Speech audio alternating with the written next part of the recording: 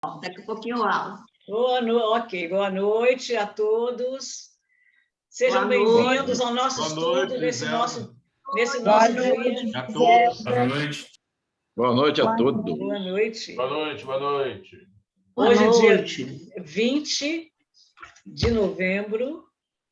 Nós estamos continuando o estudo do capítulo 12 do Evangelho de Mateus, onde Jesus comenta: ora, quanto mais vale um homem do que uma ovelha, portanto é lícito fazer o bem no sábado. Nós já comentamos, eu até sugiro às pessoas que se interessarem, possam se inteirar do que nós estudamos anteriormente, que assistam nossos vídeos que ficam à disposição no YouTube.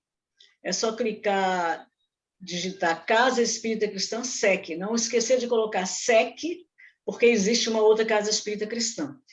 E aí ali está a playlist, tem vários estudos que nós temos realizado durante a pandemia, e a pessoa vai ficar inteirada do que nós estudamos antes. E é quando Jesus, então, decide falar com os fariseus dentro da sinagoga sobre a questão de fazer o bem no sábado. Eles questionaram a Jesus, porque Jesus iria curar um homem que tinha a mão mirrada. E Jesus, então, disse: se uma ovelha de vocês cair num buraco, vocês não vão recolhê-la, mesmo que seja num sábado? Um homem vale muito mais que uma ovelha. E nós, inclusive, estudamos, comentamos sobre o bem, quando que fazemos o bem, qual o melhor momento para fazermos o bem. Comentamos sobre fazer o bem sem olhar a quem, comentando a passagem do bom samaritano. Nos referimos à Igreja Livre, que Jesus criou, o Evangelho livre, para não ter dogmas, não ter regras. A única regra básica é amar a Deus sobre todas as coisas e ao próximo, como a nós mesmos. Essa é a única regra que o próprio Criador quer que nós pratiquemos para melhorar, para que nós próprios possamos nos elevar e estarmos bem, né, na vida.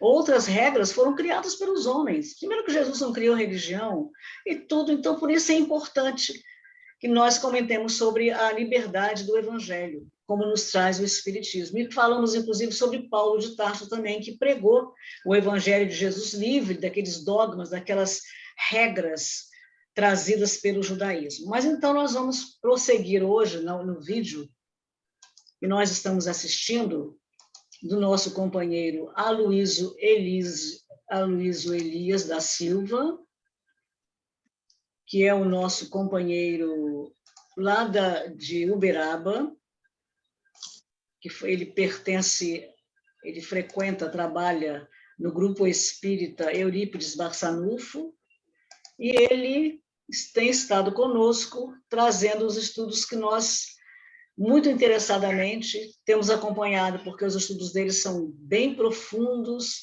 e nos trazem ter reflexões muito interessantes e importantes a respeito do Evangelho. Então, nós vamos prosseguir aqui, onde paramos, quando ele se reportava a um sonho que Kardec havia tido. Isso consta do livro Cartas e Crônicas. Kardec foi levado ao mundo espiritual e ali se deparou com alguns espíritos em grande sofrimento, milhares de espíritos em sofrimento. E então ele vai concluir aqui o relato do sonho de Kardec, e nós vamos prosseguir assistindo ao vídeo. Oi? Compensa mais, né, seu Adão? Compensa mais não conhecer, né? Porque você desencarna, aí vamos lá, 122 miudinhos. Vamos fazer a conta aqui, 1h15 cada miudinho, 9 esfora.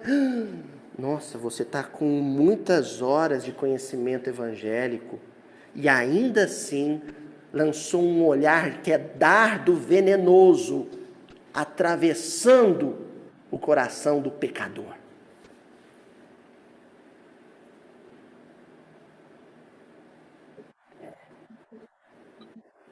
Kardec volta para o corpo, gente, tão impressionado com esse sonho, que olha o que acontece.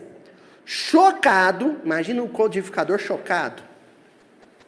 Lembrando que quando ele pergunta ao mentor espiritual por que aqueles milhares de espíritos estavam sofrendo, se eram os espíritos que haviam crucificado Jesus, participado da crucificação, o mentor disse que não. Se eram os espíritos dos romanos, que haviam conquistado e matado muitos cristãos, ele disse que não. Aqueles espíritos que estavam sofrendo nas trevas eram os espíritos de cristãos de todos os tempos, que conheciam o Evangelho, conheciam a lei de Deus, mas não a praticavam. E então ele acordou muito chocado, e aí vamos ver o que ele fez, como ele procedeu. Chocado com a inesperada observação, Kardec regressou ao corpo e, de imediato, acordou no meio da madrugada. Levantou-se e escreveu a pergunta que apresentaria na noite próxima ao exame dos mentores da obra em andamento e que figura como sendo a questão 642 do Livro dos Espíritos. Eu achei lindo isso aqui, porque conta a história por detrás de uma das perguntas. Com certeza, por detrás de cada uma daquelas perguntas, tem uma história viva que ele viveu. A da 642 é essa. Kardec teve um sonho no mundo espiritual, ele visita uma região de sofrimento, vê corações sofrendo muito, pergunta para o benfeitor quem são, o benfeitor fala, são os espíritas, os cristãos, que usaram o conhecimento que tinham para censurar e ser arrogante com quem errava. Aí Kardec levanta e escreve a questão 642. Por isso que o senhor Honório falava que não sabia o que era mais inteligente, as respostas dos espíritos ou as perguntas de Kardec. Mas por detrás de cada pergunta tem uma experiência viva. Vamos lembrar então? Qual que é a questão 642? Olha a pergunta de Allan Kardec. Para agradar a Deus e assegurar a sua posição futura, bastará que o homem não pratique o mal? Se eu não roubar dinheiro público, se eu não for alcoólatra, nem viciado em droga, se eu nunca espanquei ninguém, se eu nunca me apropriei do bem alheio, se eu pago meus impostos, se eu respeito as leis de trânsito, se eu sou fiel com a minha esposa ou com o meu marido, se eu sou um jovem que tira boas notas, pronto. Se eu não erro, se eu não me engano, se eu não tropeço, isso basta para agradar a Deus? Que pergunta inteligente, né? Que pergunta inteligente. Em tese, sim. Em tese, se eu não perturbei a ordem geral, sim. Em tese. Vamos ver a resposta dos espíritos? Não. Não bastará. Isso não bastará para agradar a Deus. Se eu assisti 10 mil palestras, se eu li 50 mil livros espíritas, se eu fui no centro 6 vezes na semana, tomei passe, fiz o culto da semana, trouxe meu filho na evangelização. Pronto? Deus está feliz comigo? Cumpre-lhe fazer o bem no limite de suas forças, porquanto responderá por todo mal que haja resultado de não haver praticado o bem. Tem um menino lá na periferia que, porque não tinha atividade esportiva, cultural, na periferia onde ele morava, ele, com tendências do passado já aflorando, se envolveu com tóxicos e com droga. Toda a comunidade daquela cidade que não moveu uma agulha, não moveu uma palha, para gerar um ambiente culturalmente construtivo para aquele jovem, tem uma parcelazinha de responsabilidade na criminalidade dele.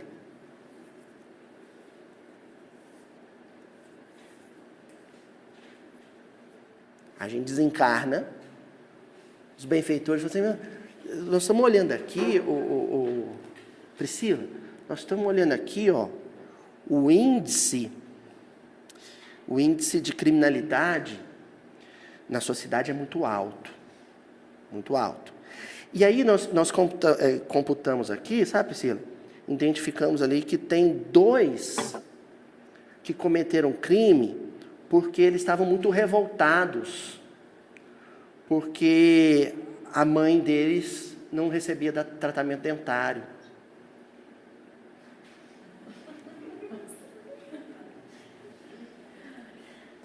A moça é dentista. E, Priscila, nós estamos olhando aqui, você foi dentista, né, Priscila? Entendeu? Estou pegando o caso da Priscila, mas isso vale para o professor, vale para o advogado. O que eu fiz? O que eu fiz de bem para ajudar o outro a não praticar o mal? Luiz, mas isso é sério. Oi. Hoje teve um paciente que eu atendo, que veio num outro centro que a gente ajuda, e ele perdeu a mãe com 34 anos, paciente jovem, adolescente, e ele perdeu o dente da frente. Então, assim, ele foi, porque a senhora do outro centro me pediu e tal. Se eu não faço esse dentinho pra ele, ali ele não arruma um emprego. Não, é muito sério. E ele é adolescente, e mora nesses bairros assim, né, super humildes e tal. Então, assim, se não arruma o dente, ele não arruma emprego, ele vai para o mundo das drogas. A questão da vida afetivo-sexual dele, a namorada, a autoestima, Simples, assim, sabe? o bullying que ele vai sofrer. Sim, não arruma uma namorada. Estão vendo como a coisa é ampla? O que eu... Quanto tempo da minha rotina semanal eu tenho separado e não vale atividade profissional. Não vale. Não vale o que eu fiz ganhando. É quanto tempo eu fiz sem ganhar nada para aliviar o sofrimento das pessoas, de modo que esse sofrimento não provoque o afloramento de tendências ruins. Continuando. Porquanto responderá por todo mal que haja resultado de não haver praticado bem. A resposta é tão simples, mas é muito grave o que os Espíritos estão dizendo. Todo mal que acontecer, e que só aconteceu porque eu deixei de fazer um bem, eu sou responsável por aquele mal junto. Eu sou coautor dele. É impressionante como ele ressalta, pontua pontos que a gente talvez nem parasse para pensar. Eu não fiz o bem, realmente, eu preciso fazer, mas em tudo que você tem oportunidade, em toda a sua vida cotidiana, onde quer com quem quer que você se relacione, e você puder ajudar, dar uma palavra, um cumprimento, um agradecimento, que você puder contribuir para melhorar o humor, o bem-estar, ajudar no bem-estar daquela pessoa, são situações tão, às vezes, passam tão despercebidas que a gente não se toca. Como ele está falando, é muito grave. A gente tem que parar para observar, porque a lei de Deus é ampla. E o amor de Deus nos chama ininterruptamente enquanto a gente vive. Em todo o tempo, a gente está recebendo toques, chamamentos, está sendo observado, sendo indiretamente lembrado, mostrando a gente uma situação que a gente não... É impressionante, você tem que estar atenta mesmo para poder ajudar os outros, ajudando a si próprio, né? Claro. Se a gente não puder fazer alguma ação física, pelo menos uma prece, né? Para quem está sofrendo, para quem está necessitado. Se a gente não tiver condições de dar alguma ajuda física, né? Exatamente. O fato também da paciência, né? Da tolerância. Hoje eu estava lendo aqui no nosso grupo aqui do Evangelho, acho que foi Chico, né, que postou sobre aquele pensamento do Morgan, que se não houvesse quando não houver mais consciência negra, consciência branca, consciência, né, amarela, quando o homem tiver consciência do bem que tem que fazer, não vai mais ter racismo. É uma coisa que eu outro dia estava comentando com o Caio, meu sobrinho aqui. Não fui eu, não.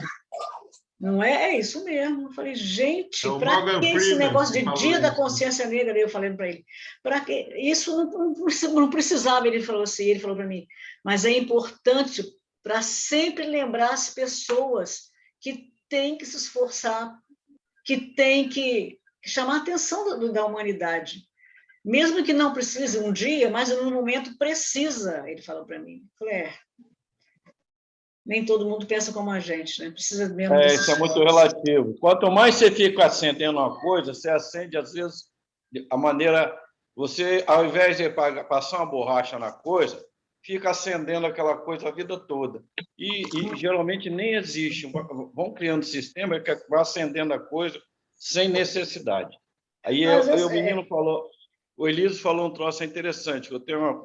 Minha cunhada trabalhava na escola como diretora, meu irmão como professor de educação física, e um período falando de caridade. Não, mas ela ajuda aqui, que ela é evangélica, virou evangélica. Não, ela ajuda aqui, é o que ele falou, e eu falei lá atrás. Falei, você trabalhando aqui, você não está fazendo caridade nenhuma. Você está usando o recurso que não é seu e o tempo que não é seu. E o tempo seu de verdade é quando você não estiver efetivamente trabalhando para algum órgão governamental, para alguma empresa. Isso aí também eu acho relativo. Porque, às vezes, você está trabalhando, mas você está se relacionando com pessoas. E, às vezes, junto dos seus colegas, existe alguém mais complicado. Alguém que promove discussões, alguém que está sempre querendo tomar o lugar do outro, alguém que está sempre irritado. E aí não é o profissional, aí não é o profissional. O seu profissional é outro. Aí é o momento em que você também, dentro do seu ambiente de trabalho, se vale da sua condição de cristã, né? Se você tem essa condição, ou outra religião, obviamente não tem nada a ver. Falei cristã, mas nem precisa ser, qualquer um que queira fazer o bem, e você pode fazer também, independente do seu... Na minha visão, não seria caridade, seria mais que obrigação. Não. Nesse caso aí, específico. A pessoa trabalhando com horário que não pertence a ela. Não, agora, na hora que eu tiver folga... Não, é maneira de eu ver, estou falando que eu estou certo, não, Zé. É a maneira que eu consigo enxergar, igual o Elias falou, falou dessa maneira. Mas ele falou dentro do meu serviço, eu não estou fazendo caridade. Mas ele falou, mas ele falou no sentido de, por exemplo, você está trabalhando como professor, aí você está ajudando os alunos, ensina um, ensina outro, ali você não está fazendo caridade, é sua profissional, a sua profissão. Mas se, de repente, um aluno tem um problema, e esse aluno provoca uma situação de muita complicação dentro de sala de aula. É sua obrigação tentar resolver? Mas não é sua obrigação você ser... É obrigação, sim. Mas não é sua obrigação. Você retorna aí no Elias falando que ele vai falar dentro do serviço, não é caridade. Eu volto um pouco, você vai ver o que eu estou te falando. Tudo bem, eu entendi de outra maneira, mas não vamos discutir, não. Não, com certeza. Mas estou falando que eu estou certo também, não. É como eu enxergo. Porque existe o trabalho profissional e existe o trabalho do amor, da compreensão, da paciência. Dentro da visão aí do próprio Livro dos Espíritos, lá está bem claro que trabalho é toda ocupação útil. Isso. Né? Então, o Haroldo tem até uma palestra que ele já fez, ele fala que o padeiro está fazendo pão, ele está trabalhando para Deus. Ele pode não saber, ele pode nem ter essa noção, mas ele está trabalhando para Deus. Se a gente desempenhar a nossa profissão com amor, com dedicação, fazendo tudo que nos compete, cumprindo com o nosso dever, nós também estamos trabalhando para Deus, porque tudo no universo trabalha, né? Eu li uma mensagem de um aluno que passou anos, ele encontrou com o professor dele. Aí ele falou, professor, tudo bem, tantos anos, sei que tudo bem, e você? Se formou? Ele falou, agora eu sou professor. falou para o professor dele. Mas aí ele perguntou, professor, eu me formei professor por causa do senhor. Um roubo de Aí relógio. na mensagem conta, o rapaz, as crianças estavam em sala, sumiu o relógio de um dos amiguinhos deles, lá na sala. Aí o professor mandou todo mundo fechar os olhos. Não sei se vocês já leram essa mensagem. O professor mandou todos os alunos fechar os olhos e foi um por um, foi mexendo nas coisas dos alunos e achou o relógio no bolso desse rapaz que no final se tornou professor. Achou o relógio e continuou procurando até o final. Depois que procurou, mexeu com todo mundo, procurou na bolsa, todo mundo voltou para a mesa e falou assim, eu achei seu relógio, falou o nome do rapaz lá, vou dizer Pedro, achei seu relógio. Aí ele perguntou, tá na bolsa de quem? Eu achei seu relógio. Não falou nada quem foi que pegou o relógio, nem falou nada para o menino que tinha pego o relógio. Passou anos e anos, eles se reencontraram. Aí essa mensagem, né? O menino, como professor, não precisou falar nada para ele. Mas ele sentiu que ali o professor agiu de uma forma que não envergonhou ele. Assim também são as pessoas dos seus trabalhos, né? Mesmo tendo remuneração, mas às vezes ali toca o coração de alguém, né? Margarete, inclusive, tem uma parte dessa. Eu acho essa lição maravilhosa, esse exemplo. Que o rapaz, já professor, fala para o antigo professor, né? Então, o senhor viu agora, se lembra de mim, a hora que eu contei a história para o senhor, e ele responde, não, eu não sei quem foi, porque eu também estava de olhos fechados. É isso aí, tem essa parte mesmo, né? Esse é um bom exemplo de uma atividade durante a aula, mas que é um benefício, né? Uma caridade. Esse exemplo aí... Um aluno, né? Muito bem lembrado. Esse estar de olhos fechados é não ver o defeito do outro. É simbólico, estar de olhos fechados para as dificuldades, para a imperfeição, para os atos desavisados do próximo. Estar de olhos fechados. Com certeza. Deixa eu ver o que o Chico quer falar, que ele está com a mãozinha levantada ali um tempão. Muito bem, Yolanda, é isso mesmo, simbólico. Já até abaixei. Já. Não, eu peguei o meio bonde andando aí, que entrei agora, mas vocês estão falando, eu entendi que vocês estavam falando de o que é trabalho profissional, o que não é, o que é caridade e tal. Então, eu acho que mesmo dentro das profissões de cada um, o que se configura a caridade é o que você deposita no seu coração naquilo que você está fazendo, né? Isso configura a caridade. Porque se você é um profissional que age apenas pelo dinheiro e não imprime aquele sentimento, aquele amor naquilo que você está fazendo, você simplesmente está fazendo pelo dinheiro, pela profissão. Mas se você imprime amor e faz o melhor que você pode e ajuda sempre como você puder a quem está do seu lado, ali dentro do seu horário de trabalho, isso pode configurar caridade, porque é o sentimento que você está imprimindo no que você está fazendo. Isso aí. Verdade. Então tá, mas vamos continuar então, né, gente? Sou coautor dele. Né? Aí na sequência vem a questão 643. A pergunta 643, ela é irmã da 642. Kardec falou, agora vocês estão indo para onde eu pensei que vocês iam. Então vou junto. Haverá quem pela sua posição não tenha possibilidade de fazer o bem? Porque na hora que Kardec faz a pergunta 642, ele sabe que muita gente vai ler ou escutar a pergunta depois e vai fazer a seguinte observação. Mas a minha vida é muito corrida, porque eu tenho tantos filhos, porque agora eu estou com uma dificuldade financeira que não me permite. Sempre vai ter uma desculpa. Alguma coisa que você vai usar como álibi para justificar o porquê você não tem feito tanto bem. Os espíritos respondem para Kardec. Não há quem não possa fazer o bem. Ponto. Acabou. Não há quem não possa fazer o bem. Oi? Tem mais, eles vão comentar mais coisas, mas eles já começam assim, não há quem não possa fazer o bem. Está andando? Pode fazer o bem. Está na cadeira de roda? Pode fazer o bem.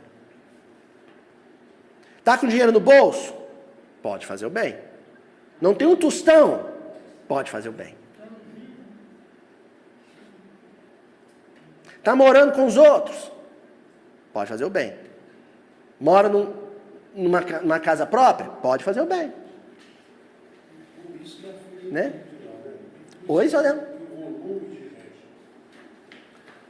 Que chega lá. Quem é esses milhares que Kardec encontra? Ele está preocupado com esses milhares. Kardec, gente, o Livro dos Espíritos, doravante, é todo focado com esse tipo de queda espiritual. A queda consciente, a consciência espírita. Olha, Kardec, ele muda o foco.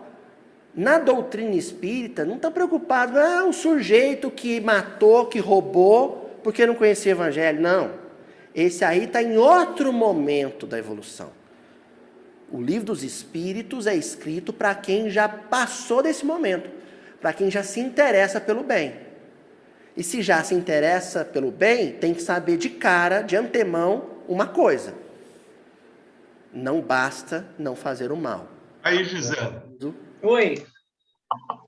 Eu não lembro agora se ele já falou da parábola do bom samaritano ou não, mas aí cabe bem a questão da parábola, do sacerdote, do outro que conhecia a religião. Já falou, né? Desviaram, sabia de tudo e não deram atenção para quem estava caído na estrada. Né? Já falou, né? Acho que sabe, não tenho certeza. Já assisti essa palestra umas 3 vezes, eu acabei confundindo minha cabeça. Vamos assistir para ver. Mas é verdade, você tem razão. Que essa palestra principal, o principal dessa parábola é fazer o bem sem saber a quem, né? Entendi. Tem uma lição no livro de Lá. Hein? Tem uma lição no livro de Lá que ela aborda justamente isso. É uma pessoa sem posses, né? Ela, nos momentos que ela tinha a oportunidade de esboçar um sorriso para alguém, e, enfim, pequenos gestos do dia a dia, né? Que era efetivamente o bem, porque ela não tinha condição nenhuma de ajudar materialmente. E aí ela chega no plano espiritual e acha que, com muita vergonha, né? Porque ela não pôde, na cabeça dela, fazer o bem seria munir de alimento ou de abrigo alguém, né? Enfim. E aí os espíritos se enaltecem aquela pessoa porque ela não tinha posses, né? Não tinha condição de fazer, e ela efetivamente praticava o bem, e ela realmente praticava o bem, se doava dentro das possibilidades e era caridosa dentro das possibilidades também, né? Através da paciência, né? Da escuta, enfim. Então, vai muito com o que o Aloysio falou. Se a pessoa é isenta de posses, ou é miserável, ou passa várias necessidades, ela ainda assim é capaz de praticar o bem. Se ela tem algum tipo de limitação física, motora, enfim, ainda assim é possível praticar o bem, né? Dentro do meio espírita mesmo a gente tem exemplos dessa natureza, né? Com certeza. Existe, inclusive, uma lição que eu ia dar uma olhada, mas não deu tempo. Em Boa Nova, em que o Judas, acho que era Judas Tadeu, acho que era. Ele estava preocupado, falando com Jesus, mas, Senhor, e se eu tiver, porque ele já era mais velho que os outros, e se eu tiver problema, não sei o quê, doença, e Jesus vai falando com ele, não importa.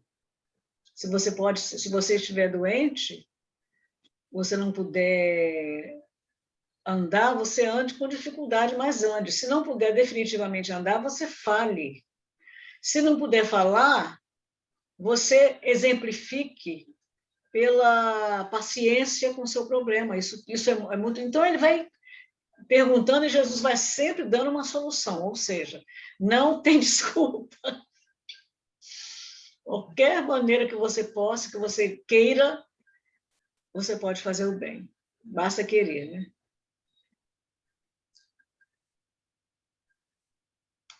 Fazer o bem. E tanta coisa bonita que a gente vai ver na internet, na televisão. Então, por exemplo, outro dia eu vi um programa que apareceu um menino que tinha uma geladeira velha na casa dele, e o pai dele era pintor de parede. Ele falou assim: pai, quando o senhor tiver um tempinho, o senhor pinta essa geladeira nossa aqui, bem bonita, bem coloridinha, bem bonitona assim? Ah, pinta, meu filho, mas para que você quer? Não, é porque eu vou fazer um armário para pôr livro nela. O pai ficou todo feliz, né? Falou: nossa, que legal, meu filho tá, né? Isso mesmo, meu filho, tá. O que ele não imaginava é que esse armáriozinho que ele ia transformar a geladeira não era um armário para pôr livros no quarto dele. Sabe o que ele fez? Ele pôs a geladeira na calçada. E começou a fazer campanha com os coleguinhas na escola, pelo bairro, de doação de livro. E transformou aquela numa geladeira solidária. Tinha lá um manual de instrução que ele colocou nela. Qualquer pessoa do bairro podia ir lá na geladeira, abria, pegava o livro, anotava numa ficha que ficava dentro da geladeira qual livro pegou emprestado, em qual dia e qual hora. E se comprometia a devolver daí 3 dias o livro. Uma mini biblioteca, com uma geladeira velha. Um menino, uns 10 anos de idade. Bastava esse menino ser bom aluno e não tirar notas ruins? Bastava para esse menino agradar a Deus ser um menino que adora ler? Não, ele foi além. Para agradar a Deus é necessário tirar notas boas, mas também ajudar crianças com notas ruins a tirar notas boas. Exemplo simples. Tá, tem um filme, né, do menino que construiu lá um sistema de eólico, né? Como é que chama o filme? O Menino que Descobriu o Vento. Olha lá, beneficiou a comunidade toda. Uma coisa tão simples. Uma coisa tão óbvia, né? O menino que descobriu o vento. Fica a dica aí, né? Hashtag fica a dica. Esse filme é maravilhoso. É. Eu não assisti, não. Assisti também. Continuou. Somente o egoísta nunca encontra ensejo de o praticar. Somente o egoísta. Basta que se esteja em relação com os outros homens, para que se tenha ocasião de fazer o bem. E não há dia da existência que não ofereça a quem não se ache cego pelo egoísmo, oportunidade de praticá-lo. Sabe o que a gente precisa para fazer o bem? Ocasião. Agora, para que a ocasião surja, é necessário que eu me relacione, que eu vá por convívio. Tem uma história bonita agora eu não vou me lembrar muito bem, mas acho que é com o Mark Bloch. O Mark Bloch foi um grande historiador, considerado um dos pais da história contemporânea, da historiografia contemporânea, né, da Escola dos Análises. E o Mark Bloch, ele tinha um aluno que falou: professor, eu quero ser bom, que nem você, assim, para pesquisar a história, quero ser um grande historiador. Ele falou: não, meu filho, então, aparece aqui na faculdade tal dia que eu vou te levar no lugar para a gente poder... Então, eu vou te ensinar a escrever história. E o menino apareceu, imaginou, ele vai me levar num super arquivo público com documentos muito antigos, ou vai me levar num sítio arqueológico para encontrar artefatos muito antigos, e vai me ensinar a ler esses documentos, analisá-los. No dia marcado, o menino aparece, eles se encontram, o Mark Bloch vai para a praça central da cidade, que se fosse Uberaba seria tipo a Praça Rui Barbosa, assim, né? Para a praça central. Senta lá num banco e fala assim: agora estuda. Estudar o quê, professor? Vida. Aí ele fala uma coisa memorável para o aluno. Ele fala assim, olha, a história não é a história de pessoas, de gente morta, de coisas mortas. A história é, sobretudo, o estudo de coisas vivas, de seres humanos. Ali tem um idoso jogando dominó, acolá tem uma mãe amamentando o filho, mais adiante tem um jardineiro cuidando do jardim. Quem vive uma vida contemplativa, que não sai de si, não sai da sua rotina para ir se relacionar com as pessoas, e aqui fica um grande alerta, né? As bolhas de conforto que a nossa sociedade contemporânea criou. Sair, para muita gente que com poder aquisitivo bom, é ir para o shopping. Mas tudo, gente, até o perfume no shopping é artificial aquilo. Você entra no shopping, o shopping é cheiroso, o clima é artificial, sabe? Não é fresquinho daquele jeito. Aquelas luzes, aquelas cores, aquilo, é tudo feito para ser uma bolha de felicidade. Não. A pessoa que tem um poder aquisitivo melhor, ela tem que ir para a periferia, ver como é a vida real de quem ganha um salário mínimo. Como é que uma mãe faz para dar banho em 4 crianças numa casa onde não tem chuveiro elétrico? É importante a mocidade espírita ir no congresso, sentar em volta do palestrante para fazer pergunta. Mas é mais importante encontrar com o morador da periferia e perguntar para ele, como é que você consegue, com uma bacia de água, dar banho em 4 filhos? Sinceramente, eu acho muito mais importante pegar uma menina dessa, levar para a periferia, para ela escutar uma mãe, explicar para ela como é que ela faz para manter 4 filhos com um salário mínimo, do que pôr para perguntar, fazer pergunta para palestrante. Muito mais. Não estou dizendo que não é importante fazer pergunta para o palestrante. Eu estou afirmando o que é mais importante. O palestrante vai conseguir te responder o que aprendeu nos livros. Mas aquela mãe da periferia vai conseguir te explicar coisas sobre a vida, sobre a arte de viver e sobre o que é fazer o bem, que só uma experiência árdua consegue transmitir. Fechando a resposta dos espíritos para Kardec. Porque fazer o bem não consiste para o homem apenas em ser caridoso, mas em ser útil, na medida do possível, todas as vezes que o seu concurso venha a ser necessário. Nós estamos falando de necessidade. Qual é a necessidade do fulano de tal? Do ciclano de tal? É essa. Então, vou fazer algo para ser útil. Ser útil é atender àquela necessidade. O problema é que muitas vezes no movimento espírita nós nos tornamos grandes usufrutuários. O tempo inteiro eu vou na casa espírita para atender uma necessidade minha. Tomar um passe, escutar uma palestra. Você começa a militar no movimento espírita de verdade quando você vai na casa espírita para ser útil. E perguntar, como eu posso atender a necessidade de alguém? Há momentos, é lógico, né? Quando você chega na casa espírita, num primeiro momento, é natural que você vá secar suas feridas. Acudir suas feridas. Você chega necessitado. Mas passado esse momento, é Estevão na casa do caminho. Ele chegou febril. Foi alimentado, foi acudido. Assim que ele ficou de pé, ele falou para o Pedro, e aí, o que eu posso fazer? O que tem para eu fazer?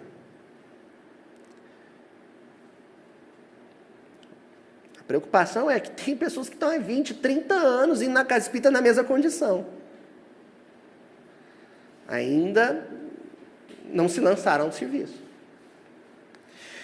Bom, na conclusão do Livro dos Espíritos, então, portanto, já no item 10 da conclusão, aí vem São Luís e faz um comentário que fecha, amarra toda essa discussão que Kardec havia antes, bem antes, entabulado com ele, sobre o que é fazer o bem, que, portanto, é mais do que não fazer o mal. E diz assim, aliás, Que importa algumas dissidências, mais de forma do que de fundo? Notai que os princípios fundamentais são os mesmos para todas as partes, e vos hão de unir num pensamento comum: o amor de Deus e a prática do bem. Olha, o versículo que nós estamos estudando não é um embate entre duas visões diferentes de religiosidade? Para alguns fariseus, era necessário lavar as mãos antes da refeição, não por ato de higiene, mas por ablução, né? Por um ato litúrgico. Para outros, não. Então, haviam discussões ali partidárias sobre detalhes de como é que se vive a lei de Deus. Aqui, na conclusão do Livro dos Espíritos, São Luís está dizendo o seguinte: olha, para além dessas discussões, existe um terreno que é comum, a prática do bem. Se tem ressurreição, não tem ressurreição, se tem que guardar a quaresma e não comer carne, ou se pode comer carne, se o paraíso é só no dia do juízo final ou antes disso, isso aí é tudo discussão teológica, cada agremiação religiosa tem a sua perspectiva. Agora, existe um terreno que é comum a todas, e que deve unir a todas, que está no versículo: fazer o bem. Fazer o bem. Ponto. Ali não tem discussão.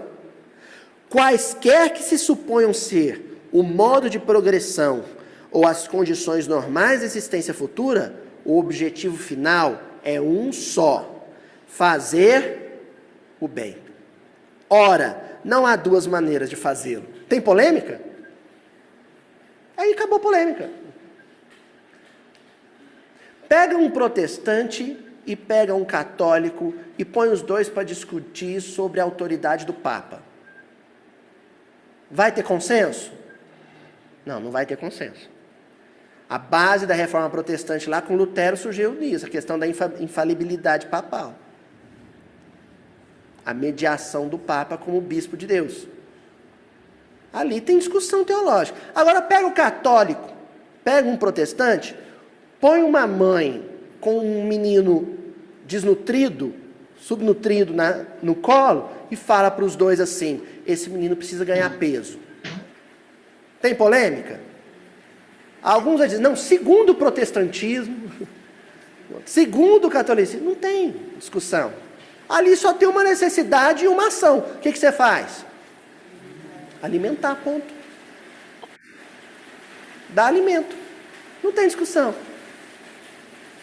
Por isso que em grandes obras, né, em grandes atividades, em grandes tarefas, como por exemplo os Médicos Sem Fronteira, o pessoal da Fraternidade Sem Fronteira, com Wagner, né, ali você tem uma equipe multirreligiosa. Ali você tem pessoas que são católicas, protestantes, budistas, que não têm religião. Ali é o terreno comum, fazer o bem. Tá certo? Bom, lá no livro Céu e Inferno, tem um capítulo que ele é estratégico, que é a pena da vida, Código Penal da Vida Futura. Tem um artigo 6º e o artigo 17º. O meu amigo Paulo André, lá do Rio, falou assim: Luiz, presta atenção aqui, nesses dois artigos, o Código Penal da Vida Futura, lá no seu livro Céu e Inferno. No 6º, diz assim: o bem e o mal que fazemos decorrem das qualidades que possuímos. Não fazer o bem quando podemos é, portanto, o resultado de uma imperfeição.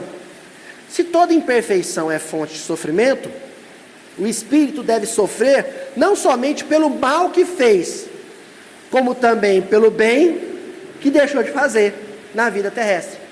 Então, num item que fala sobre os sofrimentos das pessoas que desencarnam, um dos sofrimentos é listado aqui. Quem são os espíritos que sofrem depois do mundo espiritual? Depois que passam para o mundo espiritual? 2 tipos. Tem a turma que fez o mal e tem a turma que deixou de fazer o bem.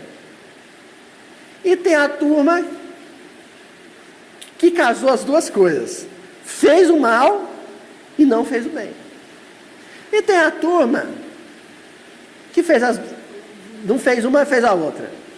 Que não fez o mal, mas também não fez o bem.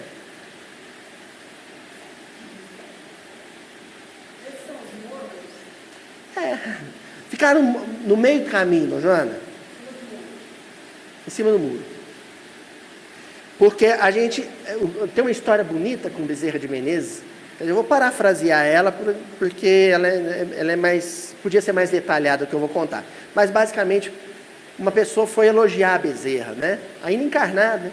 Nossa, o senhor é tão especial, né? O senhor é um espírito de luz encarnado, falando com Bezerra.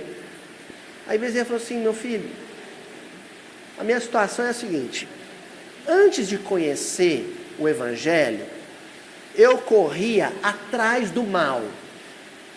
Onde o mal tivesse, eu estava lá. Eu ia atrás dele. Agora, conhecendo o Evangelho, eu corro do mal. De vez em quando ele me alcança, eu estou cansado, ele me alcança, quando ele está chegando perto, eu corro de novo. Agora tem uma outra ocasião, que não aparece na história de Bezerra, mas nós vamos enfatizar aqui.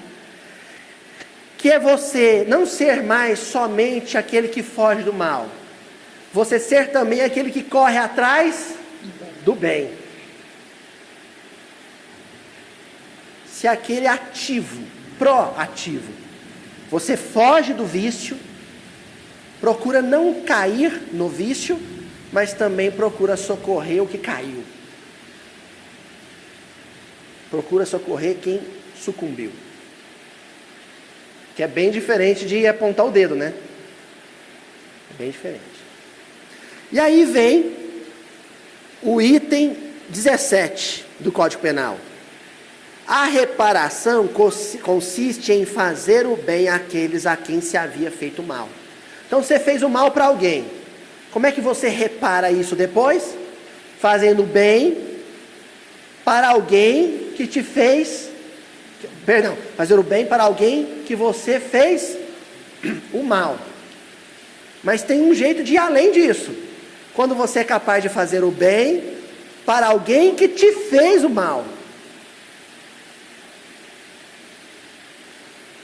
Vira a gradação. Então, primeiro, fazer o bem para quem te faz o bem. Como? A máquina de costura. Bem lembrado, seu Ademo. Vamos lembrar dessa história da máquina de costura. Então, ó, fazer o bem para alguém que te fez o bem. Normal, né? Depois, fazer o bem para alguém que faz o mal. Depois, fazer o bem para alguém que te fez mal. Aí vem a história da máquina de costura, né, da vizinha do Chico, que ficava revoltada do Chico chegar tão tarde em casa, ainda dar comida para o cachorrinho, né? O Chico... Só que ele conta essa história, mas na realidade ele esqueceu de um detalhe. Esse cachorrinho do Chico estava doente. Ele não ficava só dando comida, ele ficava tratando do cachorro. O cachorro estava muito doentinho. E ele ficava com tanta pena, e ficava ali, perdia um tempão consolando. Isso aí que ele pulou o Aloysio, mas eu vou deixar ele contar o resto. É só esse detalhe. O cachorro estava doente. Fica lá, dá ração, dá alimento. E aí ela pensava, esse cachorro é um fardo na vida do Chico. Esse cachorro tem que morrer para o Chico descansar. O Chico faz tanta coisa boa, ainda chega em casa e vai cuidar desse cachorro. Aí ela tem a brilhante ideia de envenenar o cachorro. Ela envenena, mata o cachorro. E o Chico sabia que foi ela. E começa a sentir uma coisinha ruim, uma coisinha desagradável por ela. Aí a irmã chama o Chico para conversar. Fala, ô Chico, esse negócio aí está atrapalhando a nossa tarefa. Ah, mas eu não tenho culpa, foi ela que matou meu cachorro. Não, mas o que você está sentindo por ela está prejudicando a psicografia. Mas o que eu faço? Não, você precisa receber um gesto de carinho dela, para que o gesto de carinho dela te enterneça. Mas como é que eu faço para receber um carinho dela? Ela me fez um mau tamanho, matou meu cachorrinho. Não, você vai fazer um bem para ela e espera. Descubra uma grande necessidade dela. Aí o Chico descobre que ela era costureira e tinha uma máquina de pedal. Lembra da máquina de pedal? Mas não estava dando conta de atender a demanda. Aí o Chico vai lá na loja, faz suaves prestações a perder de vista, né? 0 mais 10. Compra uma máquina elétrica e presenteia ela. E essa mulher, quando descobre que o Chico tinha dado esse presente, vai até o Chico, abraça o Chico chorando, com remorso, e confessa o crime. Fala: Chico, eu fiz isso, Chico, me perdoa. E aí o choro dela era tão sentido, tão amargurado, que o Chico se comove com o choro dela. Fala: não, minha irmã, tá tudo bem. E abraça ela. E eles se reconciliam. Eu vou parar por aqui, porque ainda tem um pedacinho para o final. Mas, basicamente, eu acho que toda a problemática, todo o tema central já foi bem discutido, né? Que é o bem e o mal. Como nós devemos proceder. Não basta não fazer o mal, mas também o importante é fazer o bem. Não devemos deixar de fazer o bem. Não fazer o mal é importante, mas não devemos também deixar de fazer o bem.